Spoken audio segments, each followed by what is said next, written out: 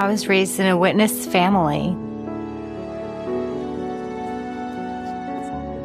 but I chose a dark underworld of practically everything that Jehovah hates. After about 15 years, although financially secure, I was confronted with the failure that my life had become.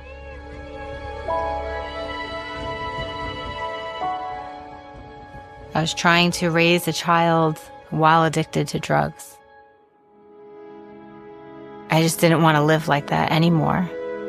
And I wanted to be a good mother. So for the first time in years, I prayed to Jehovah. The knock came on my door the very next day.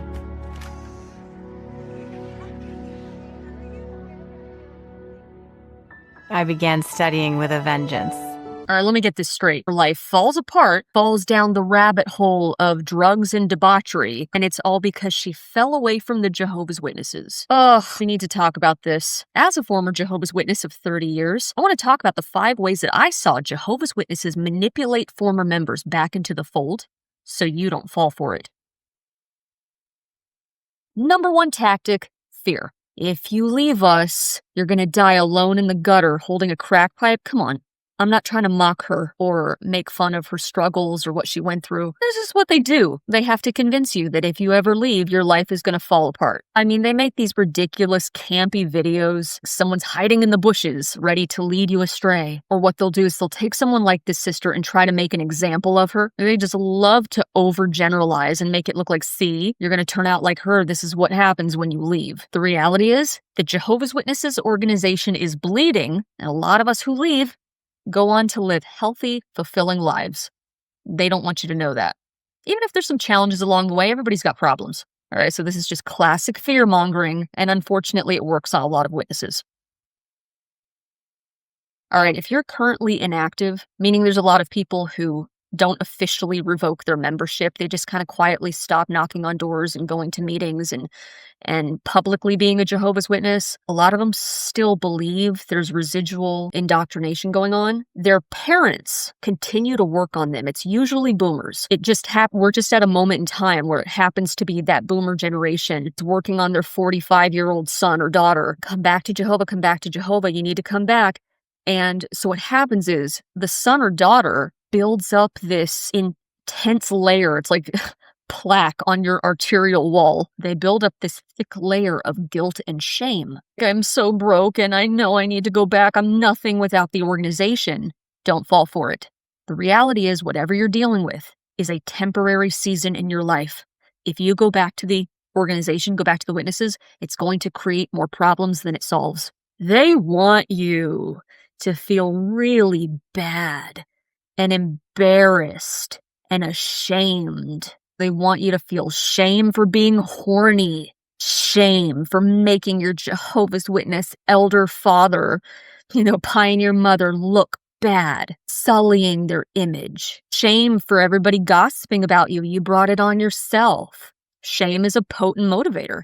Okay, so tying back, a lot of these inactive people don't go back because they actually believe it's the truth or the correct religion. They're doing it because they have low self-esteem. Jehovah's Witnesses love to gaslight you. I know we're all sick of this word, but if the shoe fits, I saw this all the time. They push you to the brink. You feel like you're going insane. And then when you do finally fall off the cliff, they go, oh, poor thing, they just had mental struggles. No. You are driving me crazy. I'm exhausted. I'm discouraged. I'm not happy. I'm told I have the best life ever. My mind and body are telling me something very different.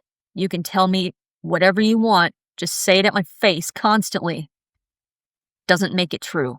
No, it's not Satan. It's not, the pressures of this wicked world. You just need to pray more. What are you watching or listening to? Who have you been listening to? Have you been watching, apostate material? You see what I'm saying? They treat you like you're a mental patient. As if, what's happening to you psychologically is happening in a vacuum and has nothing to do with them. Can't be the organization. The organization is the cure. That's why for years, Jehovah's Witnesses didn't want the parishioners going to therapy, because the therapist is going to be like, yeah, this is insane. No wonder you finally snapped. And let me explain something. This whole thing, this shame video and this subject, gaslighting, the shame, all that, I'm extremely passionate about this because it happened in my own personal life with my immediate family. These particular family members, who shall remain nameless, nothing's wrong with them. They have some struggles. Who doesn't? Might need a little help. Medication, therapy, or whatever. It's fine. But there's nothing so inherently defective with them, but the organization led them to believe that. The organization drove my loved ones to madness. Hell, it happened to me. But your devout Jehovah's Witness family will do everything in their power to convince you it's you. I mean, that's what they're taught. You must be spiritually weak. You're not doing something right. That's just how cults and high control groups work. You're always the problem. It's never them. And again, unfortunately, tying back, this kills me. A lot of times this works. So people who are inactive do go back after 20, 25 years. It's like, no, but they're tired. They're broke. Their defenses are down. The parents were working on them. The congregation was working on them. And finally, boom, it worked. And they ended up going back. You're right. It's me. I'm broken and defective. No. The question Jehovah's Witnesses should be asking, how could we have prevented this? In what ways have we contributed, to people losing their goddamn minds? But I know that's wishful thinking. They will never, ever take accountability. Instead, people like this sister are made to believe that they are somehow inherently defective, rather than consider how her environment, her religious upbringing, or whatever else was going on in her life, how her environment could have contributed to her low self-worth. Again, they want to act like everything exists in a vacuum and that the organization is incapable of having a negative impact.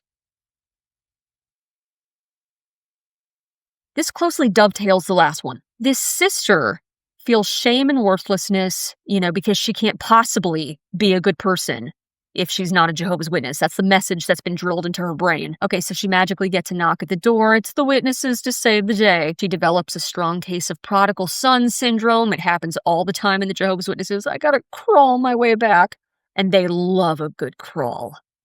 Then what happens? I saw this all the time.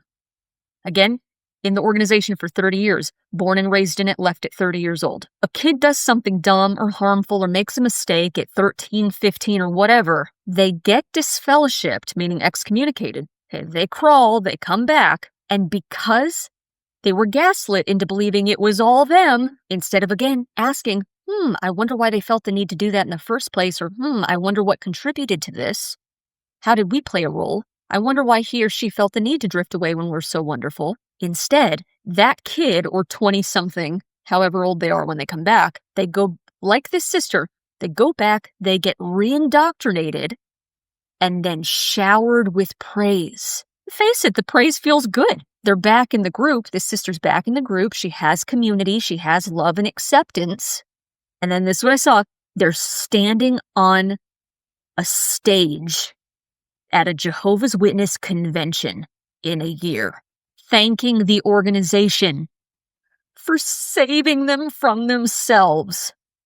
It's disgusting. I feel like you never measure up. You're the problem. And then, they swoop in to act like they saved you. I don't know this sister. I sincerely hope she's doing well. I don't judge her even for being a Jehovah's Witness. Maybe that was the lifeline she needed at the time. My criticism is directed solely at an organization that exploits people's vulnerabilities when they're at their lowest point. Well, how is it exploitation, you might ask, if she ended up turning her life around and things are good for her now? Because the love and community she receives is contingent on her going back to the organization. I'll attach the full video in the bio below, but I watched the whole thing, and there wasn't a single point in this video where it mentions that she went to rehab. Like nothing was said about her getting treatment or some sort of professional help. All it does is show the witnesses showing up at her door and, through all their warm fuzzies and hugs, she got clean. That's not realistic. Even in real life, okay, if she did go to rehab, I don't know. I don't know if this sister did. It would have been helpful to mention that, but no. The organization always has to position itself as the savior. There is no such thing in the Jehovah's Witnesses as unconditional love and support. If this sister, for example, if this sister were to say, you know, I need help, I want to get clean, and you know what? I'm going to go back to school.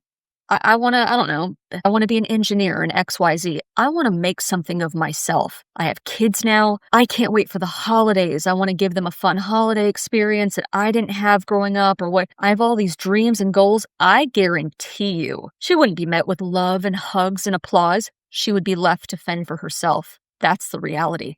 Now, granted, Jehovah's Witnesses are not professional drug counselors, but at the very least, it's irresponsible to depict such a serious situation without giving due credit to those people, to these professionals, or to send the message that you should seek help, to at least acknowledge the importance of getting outside professional help. I mean, forget the drug addiction part. It's just the reality for thousands upon thousands of former Jehovah's Witnesses who are shunned, that their family just withdrew their love overnight. You're on your own. As for me and my household, we shall serve Jehovah.